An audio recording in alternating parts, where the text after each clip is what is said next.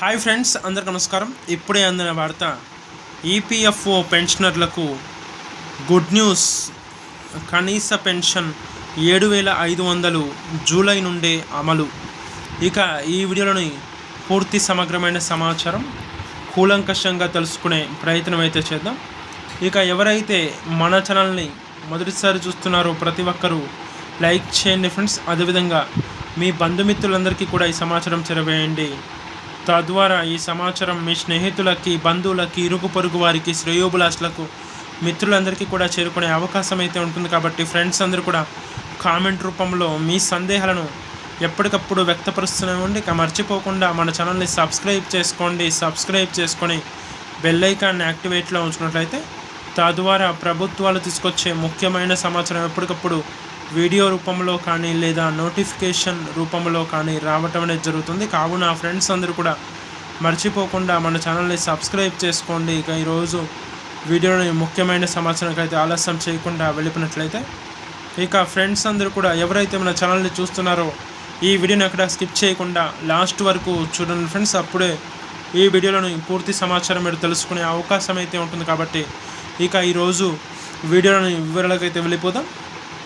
ఇక ఈపీఎస్ 95 పెన్షనర్లకు good news. పెన్షనర్లకు పెన్షన్ పెంచుతూ ఎంప్లాయీస్ ప్రావిడెంట్ ఫండ్ ఆర్గనైజేషన్ ఉత్తర్వును జారీ చేస్తుందని కూడా పేర్కొనవచ్చు. ఈ పెంపు ఈ నెల నుంచి, అంటే జూలై 2025 నుంచి అమల్లోకి వస్తుందని కూడా పేర్కొనవచ్చు. ఇక కార్మిక సంఘాలు పెన్షనర్ల దీర్ఘకాల డిమాండ్లకు సంబంధించినట్లు ప్రభుత్వం తెలిపిందని కూడా తెలుస్తుంది. ఇక ఈపీఎఫ్ఓ సభ్యులకు అందించే కనీస హామీ పెన్షన్ను పెంచిందని కూడా పేర్కొనవచ్చు. ఇక ఈ పెంపు జూలై 2025 నుండి అమల్లోకి వచ్చిందని కూడా తెలుస్తుంది. ఇక ఈ మార్పు భారతదేశం అంతటా 78 లక్షలకు పైగా పదవీ విరమణ చేసిన వారికి భారీ ఉపశమనం కలిగిస్తుందని కూడా పేర్కొనవచ్చు. ఇక సుప్రీంకోర్టు ఆదేశం పెన్షనర్ల సంవత్సరాల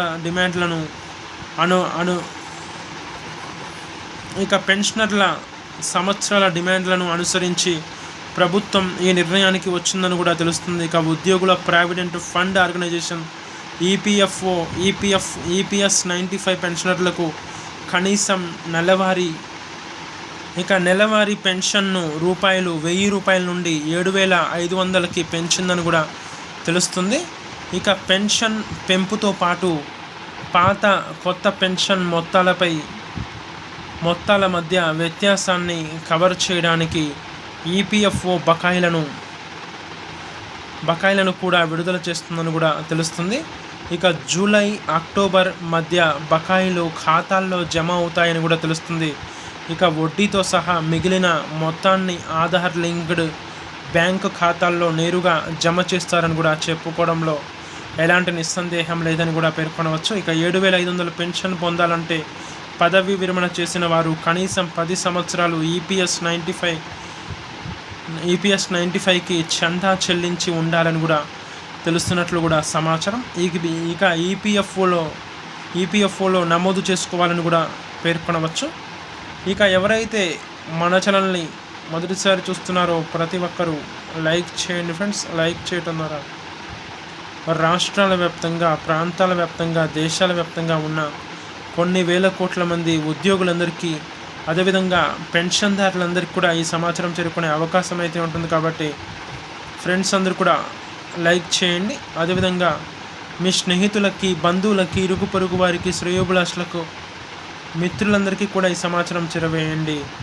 తద్వారా ఈ సమాచారం మీ బంధుమిత్రులందరికీ కూడా చేరుకునే అవకాశం అయితే ఉంటుంది. కాబట్టి ఫ్రెండ్స్ అందరూ కూడా కామెంట్ రూపంలో మీ సందేహాలను ఎప్పటికప్పుడు వ్యక్తపరుస్తూనే ఉండి, మర్చిపోకుండా మన ఛానల్ని సబ్స్క్రైబ్ చేసుకొని బెల్ ఐకాన్ని ఆన్లో పెట్టండి. తద్వారా ప్రభుత్వాలు తీసుకొచ్చే ముఖ్యమైన సమాచారం ఎప్పటికప్పుడు వీడియో రూపంలో కానీ లేదా నోటిఫికేషన్ రూపంలో కానీ రావటం అనేది జరుగుతుంది. కావున ఫ్రెండ్స్ అందరూ కూడా చూసినట్లు వెళ్ళిపోకుండా చూసిన వెంటనే ప్రతి ఒక్కరూ కూడా లైక్ చేయండి. అదేవిధంగా మీ బంధుమిత్రులందరికీ సమాచారం చేరవేయండి.